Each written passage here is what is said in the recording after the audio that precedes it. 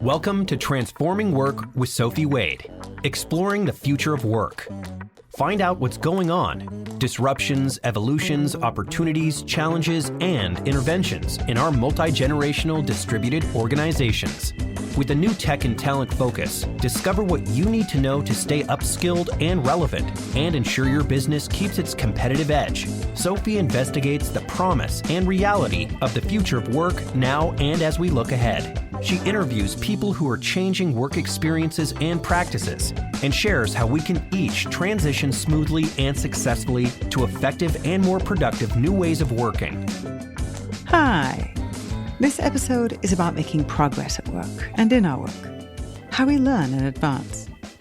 Sometimes people learn and skip ahead. Many times, incremental steps are the most viable and reliable method of making progress, perhaps changing and sustaining a new habit. However, even with small steps, sometimes we learn but don't advance. We learn but we're stuck in the trench of our old behaviors, which used to work. We get in our own way. We're creatures of habit. The worn synapse routes in our brains, literally the mental paths of least resistance, facilitate the old and resist the new. Sometimes we need to unlearn at work. We need to intentionally identify the previously useful behavior or belief that is blocking us from moving forward now and undo it. Habits that are well established can be very sticky, no matter how much new, compelling data is telling us that different approaches or models are optimal or more logical now. But when progress is very uneven, it creates strain in the system. So how can we unlearn and undo what's necessary to reduce friction and all move forward?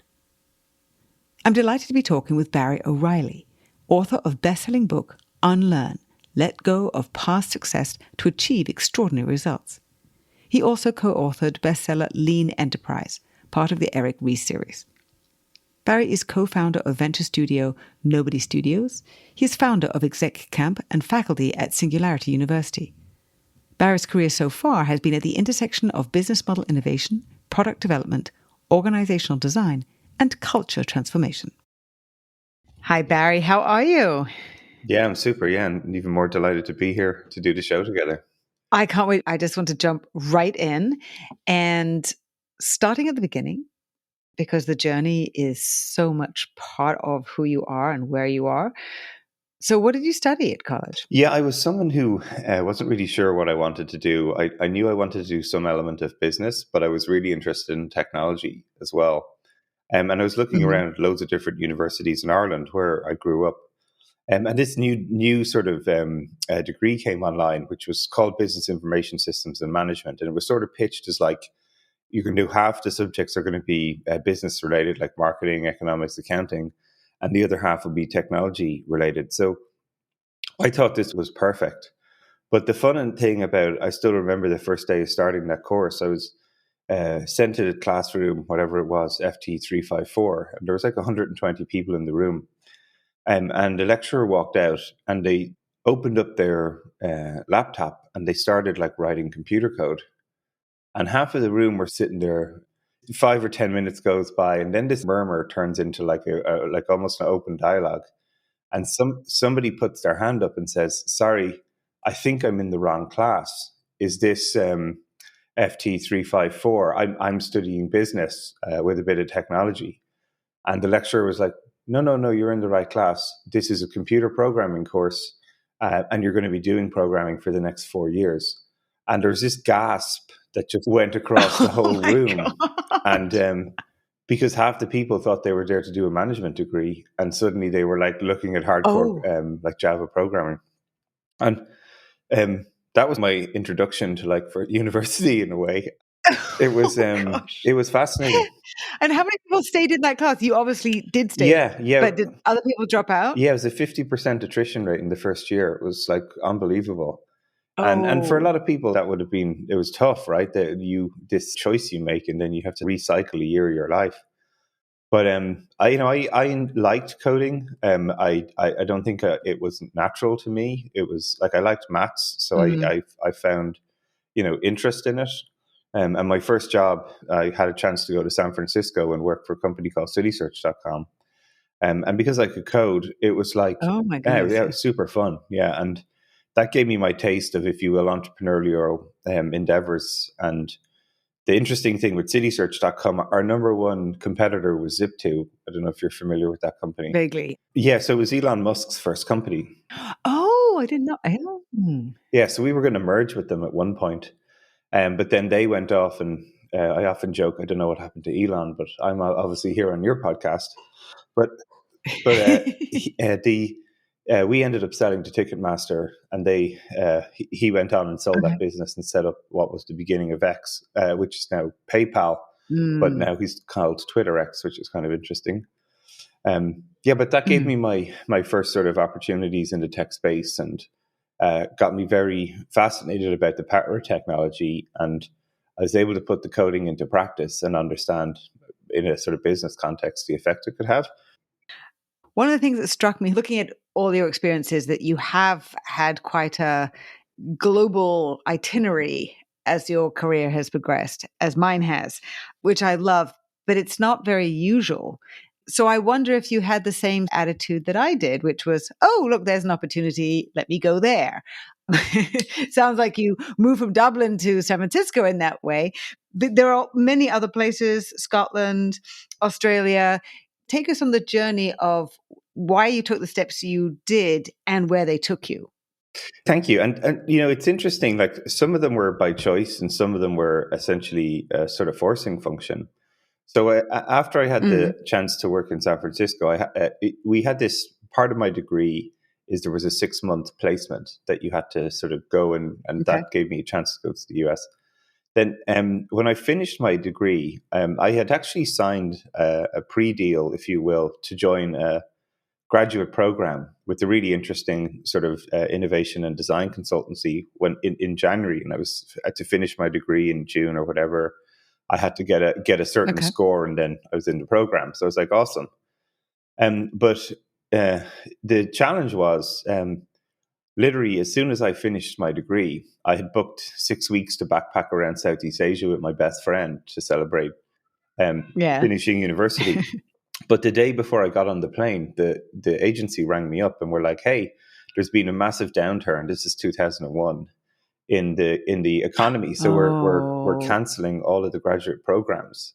They gave me like a month or so salary, so I was like, oh great, okay, there's more money for the holiday. But when I came back, there was no opportunities.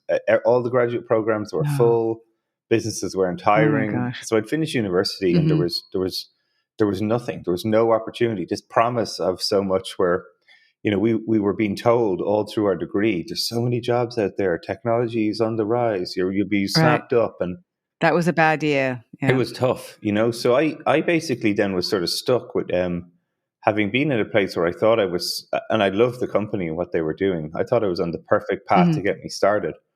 But still around November time, I had no job, and I was sitting at home. I was starting to really second guess everything I was doing, quite down about it. But then a company in Edinburgh reached out to me, and they were a very early stage startup. They had just built mobile games development. So they were teaching people, or they had built this game called Wireless Pets, which was like Tamagotchi, where you would keep your pet alive on a phone. And phones it was just after Nokia sort of everyone was playing Snake on Nokia, if people can remember that even.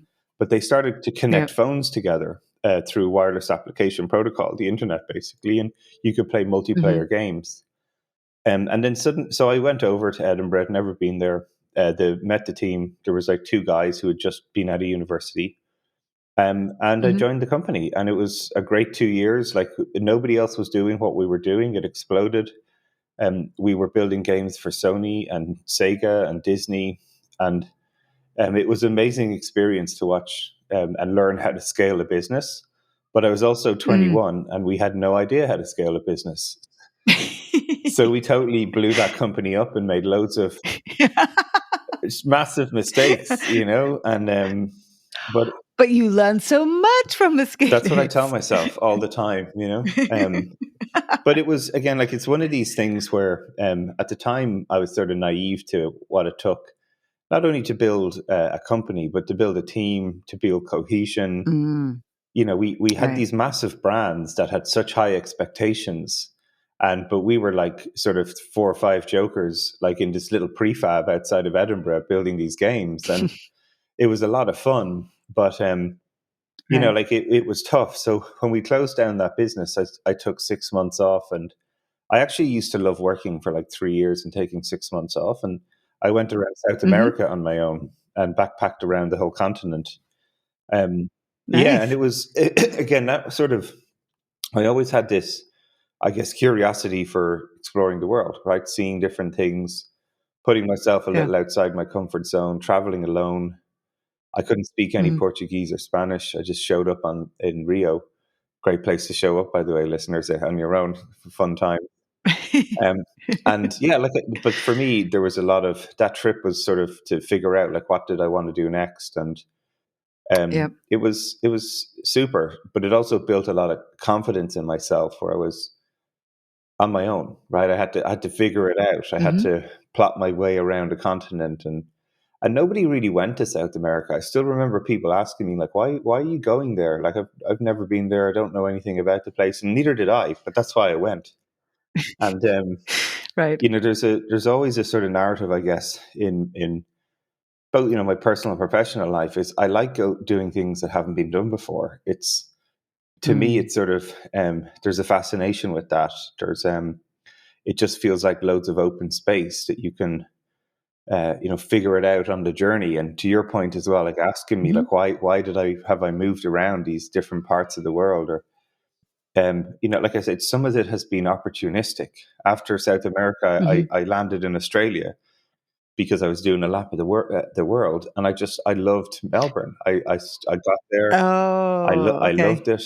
I was able to find a job. I was lucky to get a sponsorship and visa and work on a super project Nice. where the governments of Southeast Asia pooled a fund of $800 million to build next generation e-learning content for kids. So yeah, Oh, super progressive project at the time. And because I had yeah. a gaming background, so some parents, I am a parent, so bear with me on this.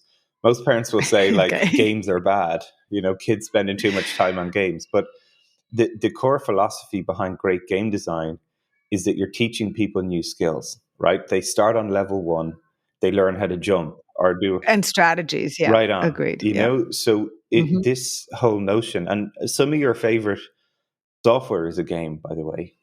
Like Slack is a Hmm. game. You're talking to your friends, and WhatsApp is a game. All of Right. these things are in that space. So it was a super experience there too, as well. I ended up staying there 4 years. It was a fabulous project, and something that was really fascinating. And yeah, and then I had the chance to move to London because it was time to sort of shake it up again. Um, uh, we lived in London then for like 5 years. That's where I had the chance. I was working at a phenomenal company called ThoughtWorks. They were sort of pioneers in the agile movement.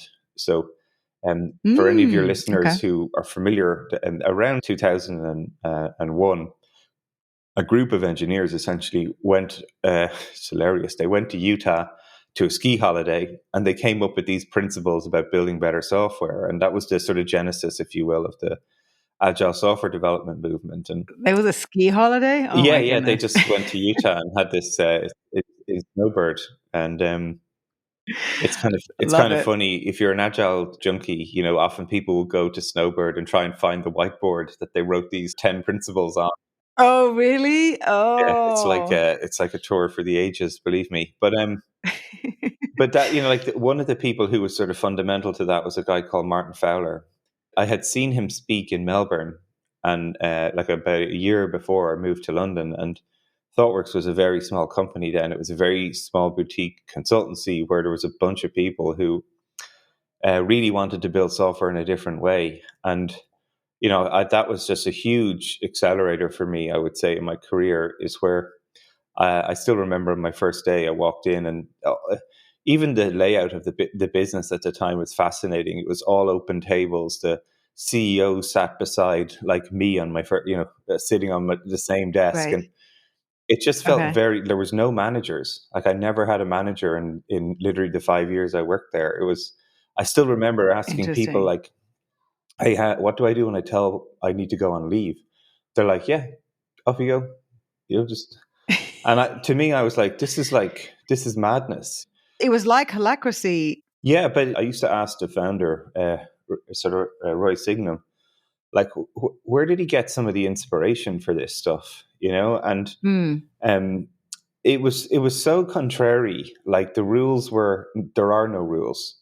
It was so much on the accountable of the individual. Your how you're going to show up for the rest of the team, and the team will sort of set the bar of what good expectations are. And now, look, it was very interesting social experiment because some people went into that environment and they thrived, and Right. and some people went in and it's like there is no road signs here.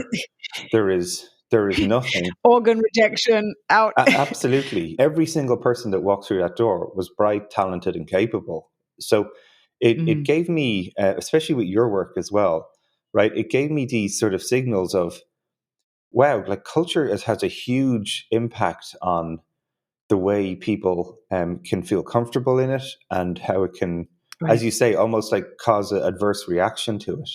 And it was only later in life, actually. It's funny we're talking about this. One book really inspired me is this book called Maverick. I don't know if you've ever come across. Oh my goodness. Yes, I love that book. That completely inspired me.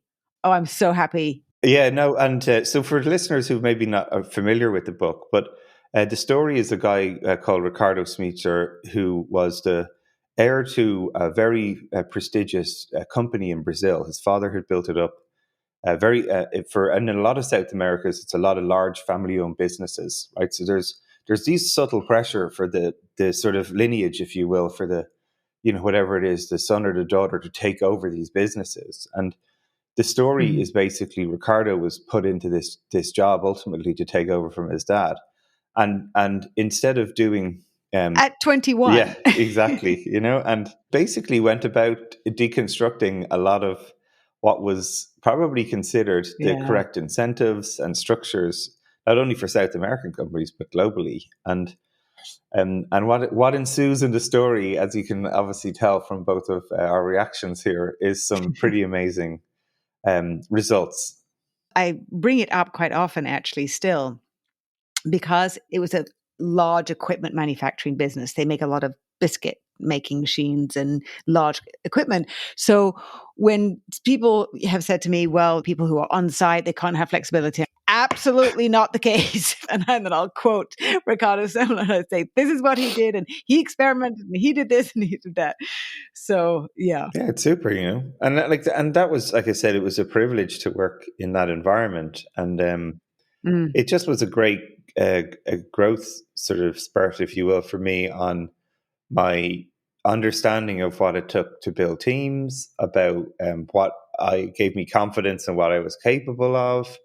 So you were right living it in that sense, because your CEO had the same vision of shaking things up. Oh, fascinating. Yeah, and it was really interesting. I got to give credit to Roy, the founder. He picked all these very contrarian things, and the no managers one was hilarious. It's funny, even now in my own world, it's like I strive not to have anyone to report to me. Because I want them to own their work and be there. And sometimes people think it's kind of weird. It's like, why aren't you trying to develop headcount in your department so you have more clout in the courtroom? Right. And I'm like, why would I want that? So I want people to be engaged and focused on their work, and I'll be there to provide feedback, guidance, mentorship, whatever it is. That's my responsibility. But it's not my job to manage them, and they need to manage themselves. So there's all these little philosophies that I picked up through those experiences that I think, obviously I'm totally biased. I'd say they've helped me and hopefully the people I've worked with. But, it was a fascinating experience, and we did things like we published all of our data about how many engineers we had, their ethnicity, their heritage, their gender. And ThoughtWorks basically always had the highest percentage of female engineers on any company on the planet. So we would have 30, cool. Because it was open, it was talked about. The metrics were made available. So we had 30% of our engineers were female. which most people would say that's absolutely unheard of. And I Right. constantly find myself in a place where I'm like, well, if you don't make it visible, people will not know it's a place that they can be, right? They need to see Yeah. people like them in leadership roles, that they feel Yeah. safe in an environment like that. Trying to sort of suppress the information and say, "Oh no, we're very open and have a very diverse culture, and we've got DE&I training next week." Like, it's just, honestly, it's Right. BS. Where people would walk into a ThoughtWorks office and they would see people from all parts of the world, people from very different philosophies of life, religions, culture, creed, whatever. To some points where, when I used to hear people talk about that there was this sort of problem in the tech space, that we don't have diversity and it's a monoculture, and I'd be sitting around looking at my team going, this looks like the UN around here, so I don't know what people are talking about. I don't know what you're doing Yeah, wrong. Yeah. so it was a real gift, and yeah, and I just got a lot out of it, And then to the point you were asking me, even when we were warming up to do the show, that's when I wrote Lean Enterprise, because there was such Okay. a strong culture in that business of publishing Okay. content. So you had Martin Fowler, who was obviously sort of a seminal writer for the agile movement in many Right. ways, and then you had great technologists publishing like innovative ways to build software development, continuous delivery, continuous integration tools. Right. And then my background had evolved into product at that stage, and I was teaching people how to do like early experiments or customer testing. And literally, one of the people who actually did my induction on the first day, Jez Humble, said, "Hey, I'm writing another book after this technology book I wrote, and with another colleague of ours, Joanne Molesky." And he's like, "Do you want to join this team? And we're going to write a book called about what high performance experimenting product development organizations are about." And I was like, "Sounds great." And that went on to become Lean Enterprise. It was part of Eric Ries's Lean Wow. series, and it just went gangbusters, because that whole movement was just For sure. a great wave. And yeah, and then it was fantastic, And then on the back of my sort of 5 years at ThoughtWorks, I then left the company and moved to San Francisco to start a company there as well, with Jez and some others, which actually didn't work out, which was very sad at the time, but that's what happens Right. in startups. But I ended up sort of staying in San Francisco for 7 years, and my kids were born there. And, I just had a great opportunity to work with some amazing people. On the back of Lean Enterprise, I also wrote Unlearn when we were there, which was a sort of an aha on the back of my helping people there too, as well. So that's when we met. You Yeah, were just releasing Unlearn, I think, yeah? that's right. Yeah, in Chicago. Yeah. And I appreciate having the kids in the background just so you can hear them right now. Right on cue. Unlearn. This was a verb that Don Price brought to my attention first in terms of when he started at Atlassian. He'd had to unlearn things. And so it really resonated with me when you said it and you had the book. You have the education piece from Melbourne. You have all this extraordinary unlearning as you're working at ThoughtWorks. What generated Unlearn for you? I mean, obviously, the ThoughtWorks experience sounds like it was a fascinating way to be unlearning things that you had already learned, but that still doesn't necessarily generate a whole book. Yeah, no, it's you're right. There's a eureka moment and an aha moment.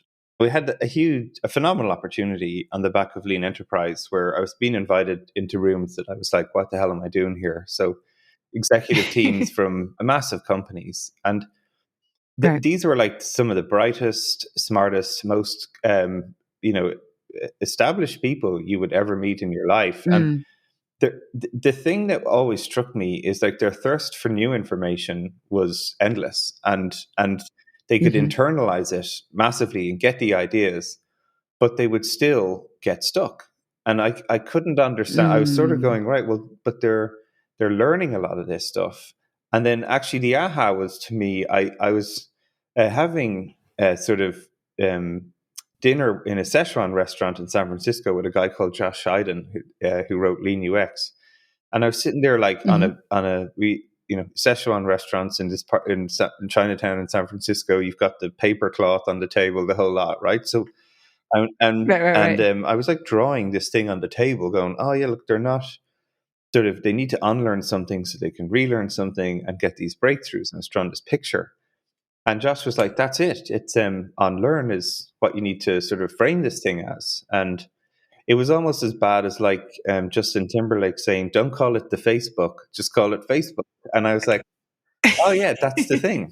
And and that sort of was the Eureka then. And really from there, a lot of Unlearn is really it's a system of experimentation where you're essentially diagnosing limiting behaviors or beliefs, and then making those visible to yourself and making those obstacles, if you will, reframing them as outcomes that you actually want, and then experiments to drive those outcomes. And once you get people into this iterative cycle of experimenting with new behaviors or new thinking, they suddenly have these breakthroughs. And that sort of really was a way for me to not only explain the idea, but then I could put it into a system that people could apply. And then again, that just sort of took off.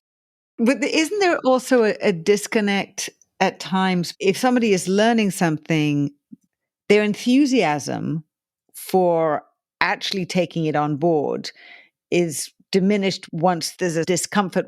Oh, I actually have to let go of something that I know and I'm familiar with. And I'm thinking about The Office right now, just in terms of like all those conversations. Yeah, it's a great example. Yes, I do want to move forward.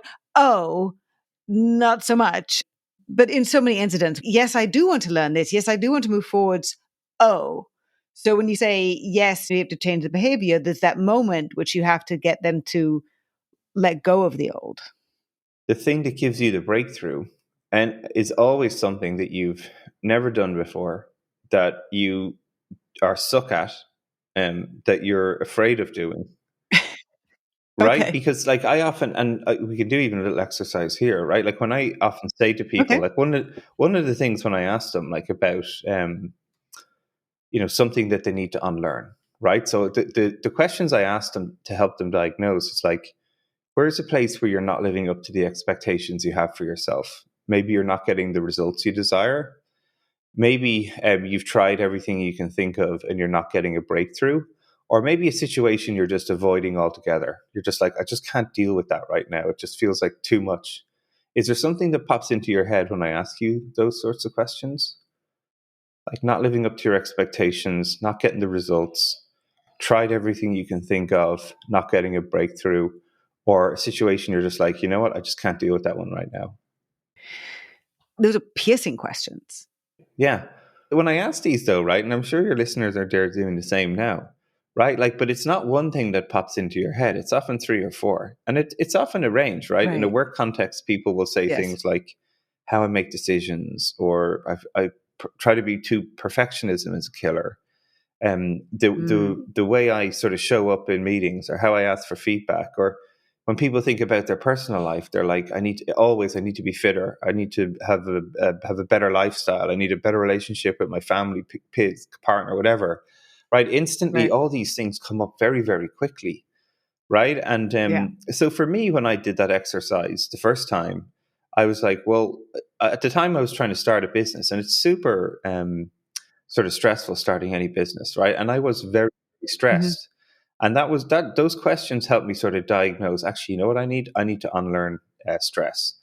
So that's the thing that's sort of striking me out. Right. And then so if that was my obstacle, then I was trying to flip it. Well, like, I'm not trying to get better at stress as much as it is, or get less stress at it. But I was trying to flip it in terms of like, well, what do I actually want? What's the outcome, not the obstacle? Because stress is the obstacle. What's the outcome? And I wrote down a sort of story, if you will, in sort of 2 years' time as a sort of exercise. What if I'd unlearned stress? What would be happening? And I started writing this story of like, I'd be spending more time on personal development. I'd be going home 4 out of 5 days a week. I'd feel like I've accomplished something. And so suddenly that story allowed me to sort of visualize what the actual success criteria were that I was aiming for. And for me, they were like 4 out of 5 days I go home feeling accomplished. So like 80% of the time I feel accomplished at the end of the week. 10% of my time was spent on personal development tasks. Right. So I suddenly had this like unlearning statement where I'd say, I will unlearn stress in the next 3 months. I'll know I'll have succeeded when 80% of the time I go home feeling accomplished and 10% of my time is on personal development. Right. So I sort of wrote, if you will, like almost like a OKR or a goal that said, this will tell me that I've actually been successful. So that's sort of like the unlearning step. Now it's like I don't just put that up on the wall and say, well done, Barry. I actually have to do something. And so this is where the experimentation comes in. So now I look at these outcomes I've described, and I just pick like or say I just say 80% of my time I go home feeling accomplished.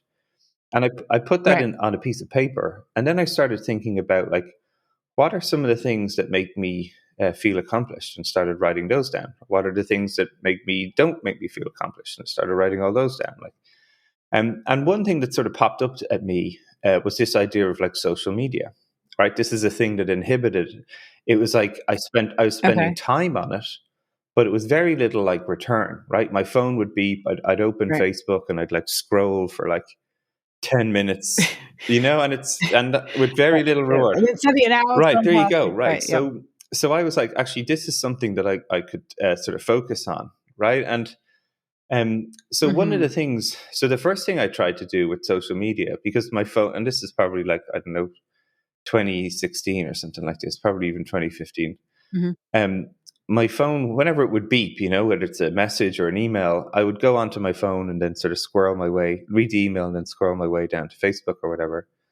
And so what I started doing is like turning off all prompts. So I couldn't be encouraged to go to the phone, which you might notice anyone who uses Facebook, it's extremely hard to turn off notifications by design, right?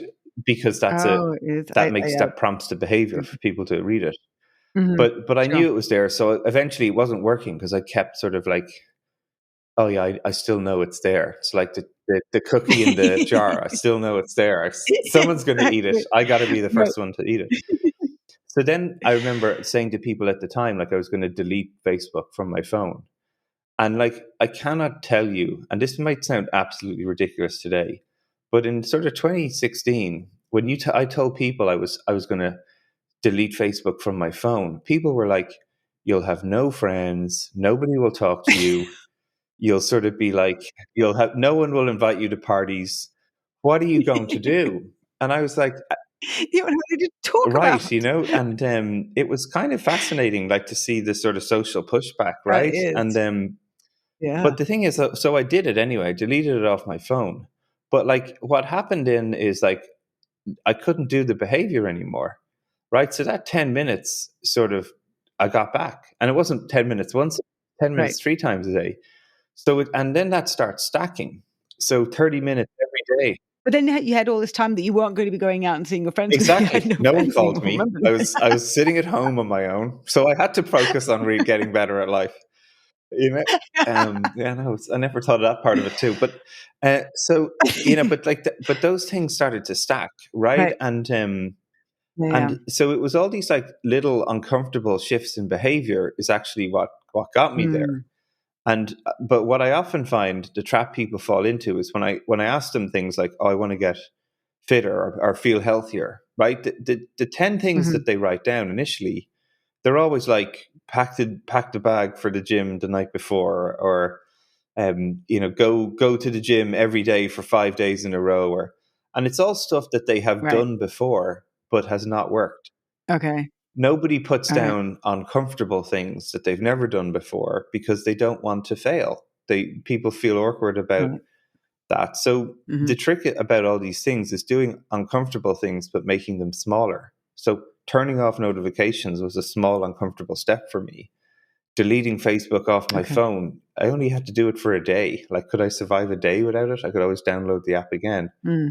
But but that just got me into this sort of habit of experimentation. And then it's just a case of like refocusing, if you will, like this system. And suddenly I was just teaching like executives how to give feedback, how they would lead meetings. A classic example from the book is one of the ladies who's one of the most senior executives in one of the largest banks in the US, and they had a decision-making problem. People would just keep asking her, like, what should we do here? Everything from like the should they order new Sharpies right through to what's the corporate strategy? And, one of the small behavior, like she identified decision-making as something to unlearn in their company. She sort of, her uncomfortable step was she sort of said that she was never going to make a decision again. And you can imagine when you're an exec in this large company and they go, I'm not making any more decisions. People look at them going, are you crazy? But that's why we're paying you the big bucks. So what her response is when people came in and asked her, hey, Sophie, we've got to make the choice. Are we going to open in Africa? Or are we going to go to Asia? Like, what market do you want to go for? Right. Her automatic response would be, what do you think? And the thing about that is some people would panic and freeze and go, but you're the boss. You need to tell us what to do. And then other people were like, oh, well, look, if we go to Asia, here's 4 of the reasons why we might want to do that and the pros and cons and the trade-offs. Or we could go to Africa and here's the pros and cons. So instantly she knew who were the people who needed help and support about making decisions and those who were able to make them and show their rationale. And then it was more a case of accelerating those folks, right? But you never learn that stuff if you don't create the space for it to happen. Because if she just answered every question, everyone that showed up at her door would just be the same character that didn't know how to make a decision. For sure. So it's all these like little cues that you start helping people with that they sound sort of trivial, simple, and small, which they are, but they have this sort of systemic effect because especially when you're senior leaders in the company, it has this sort of huge trickle-down effect. Like you're the role model. Yeah. If the execs are saying, like, let's have an agenda for every meeting, and they show up with agendas for their meetings. If they're saying, let's make decisions, and they ask everyone in the room what do they think before they make a call, or like all these small things, like at the end of a meeting, asking everyone, how could we make this better for next time? Right? Like everyone starts copying and role modeling the leader's behaviors, right? Because that's what success looks like, right? And so it's just helping people become aware of these cues, and that's sort of been the whole fun part with Unlearn. And and as you say, there's it's a topic I think that many people have interest. Theory U is good. Adam Grant wrote Think again. James Clear writing Atomic Habits. Like, and the funny thing is that all of these people, myself included, trained with a guy called BJ Fogg, who is one of the innovators of behavior design and wrote Tiny Habits. And he coached like the founders of Instagram, Uber, and because all of these products are nudging people to perform behaviors. Yeah. Right. And it's been fascinating to sort of, I went and did a couple of days with BJ at his home to sort of go through all of his systems around behavior design, and it's fascinating. I've got nudge right there. So right, that's it. Right. You work a lot now with startups, and I'm curious, in a startup situation, because I'm thinking where we are now, there's a lot of stuff that we need to be unlearning. We do know where we're going, in essence, the principles of where we're going, but a lot of it isn't clear. And so how does one apply the unlearning if we're not quite sure? Because we need to be creating a framework rather than a structure. Yeah. How would you approach that? For me, a part of that is us sort of defining what the future is we want to create. Like the whole point of, even when I asked you those, if you will, diagnosis questions about what you might need to unlearn, the next step is not, in my example, is not to like focus on stress. It was to focus on what do I want to be doing that stress is in the way of. Right. Absolutely. And and I think this is why vision, if you will, from leadership and just as individual level, like having a vision for yourself is so important, because it doesn't have to be perfect, but you need something to sort of inspire and focus you and be something bigger than yourself, right? And that's probably one thing I probably didn't appreciate as much until probably the last 5 or 6 years. It's like how important it is. So here at the moment, as you say, I'm starting a venture studio. We're building 100 startups in 5 years. Even that as a vision for people is compelling, where they're like, wow, how are you going to build 100 companies? That sounds crazy, like it's never going to work. I think I want to be part of it, right? And that's that. I love that. Yeah, but like it unifies people, just like great leaders, whether they're political leaders or business leaders. You know, they can have great vision about what success can look like, and it helps people get out of their own way and beyond themselves. And I think that's, like you say, we're in a very difficult time at the moment, like recessions, wars, all these sorts of things. But if people can be inspired by a bold vision and it can draw them to it, you know, that lets people sort of let go of the problems right in front of their nose, the obstacles, and work towards something bigger. And that's true in startups, it's true in businesses, it's true in policy. So that's sort of probably how I would think more about that. And certainly I'm drawn to folks who have like bold visions. And you know, I often, as I say, I like those missions where it's a 1% success rate. The helicopter leaving in 2 minutes, grab your bag, and you know, we mightn't be back, but let's give it a shot. And I love those things, right? And it's what made me go to South America. It's what made me move to Edinburgh. Like all of these things were in minds like missions that were, you know, sort of interesting and uncomfortable, and I'd never done them before. So I would just always really encourage people to like seek that out for yourself or define it for yourself. And yeah, you might be surprised with what you're capable of if you go after it then. It's a lovely way to wrap up, because the way I see it now, with so many aspects of our world, of our daily work lives, going to be changing quite significantly over the next several years, the idea that each person can create their own vision for themselves as to where they're going, and that be their purpose, I think is very powerful. Is there anything that I haven't asked you, or as somebody, any of the listeners who are starting on that journey, apart from buying a book? Yeah, buy the book. Thank you very much, everybody. Yeah. Look, I think this is the moment. This is why I really wanted to have you on, because this is the moment to be recognizing that a lot of what can hinder us from creating an exciting future for ourselves, each one of us, and together, is the habits of the past. And so, what other golden nuggets do you have from your book that can help people on that journey? Yeah, I just, I think one of the bits of advice that's helped me a lot was from one of my cousins, actually. He was an entrepreneur, sadly passed away recently. But one of the things he said to me was, you don't just have one shot, you actually have many. And he was a fascinating character, because he had built this sort of chemical processing business that was massively successful. And then suddenly with the downturn, it blew up. And he lost not lost everything, but it was a huge shock to the system. And I was like, wow, that must be terrible. Like everything you've worked for is gone, and it's all over, you know? And that was the moment where he said to me, you know, you don't have one shot, you actually have many. And people often feel like they do only have one shot, like that meeting, that moment where they met someone that, I got it wrong, and they wallow in that was it, that was my moment. But the trick is, it was just a moment. And really, you've got to sort of just dust yourself down, take the lessons from it, and then get ready for the next opportunity, because it will arrive. And startups are that every single day. They are.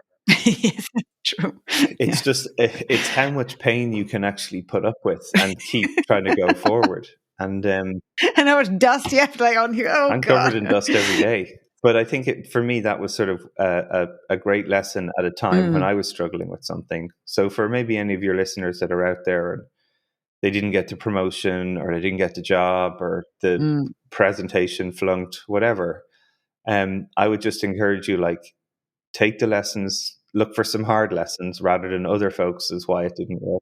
And if you can do that and dust yourself down, you're going to have another shot. So just get ready for that. And obviously, if you get a chance in between, maybe read the book would be super. And ping me a tweet or a LinkedIn message or whatever. That sounds like a great idea. So all of that stuff and the link to the book will all be in the show notes. Barry, thank you so much. He is just about to whiz out on vacation with his family, so I'm so happy to have got him now. This is the moment to be unlearning a lot of things in very, very positive, constructive unlearning ways. So I really, really appreciate your time. And you, Sophie, like, I've thoroughly enjoyed all of your work and research and how much you put back into the world. And I'm constantly, either watching your LinkedIn videos to understand how I can work with up and coming talent. And be a better leader myself. So thank you for sharing all of your great work, and delighted to have been on the show, and look forward to coming back again in the future. You bet. Thank you so much, Barry. Thanks so much again to Barry O'Reilly, co-founder and chief incubation officer at Nobody Studios and best-selling author. You can follow Barry on LinkedIn as well as on Twitter at Barry O'Reilly, BarryOreilly. His website is barryoreilly.com. You can also go to your favorite online retailer to find his 2 books, Unlearn, Let Go of Past Success to Achieve Extraordinary Results, and Lean Enterprise, How High-Performance Organizations Innovate at Scale. Immediate action tip. You don't just have one shot. You actually have many. If something doesn't go the way you'd like it, that wasn't it. It was just a moment. Take the lessons from it. Look for some hard lessons rather than to other folks as why it didn't work. Then dust yourself down and get ready for the next opportunity, because it will arrive. If you're looking to understand key elements of modern work to learn when you have unlearned what is not helping you adapt, do read or listen to my book, Empathy Works, the key to competitive advantage in the new era of work.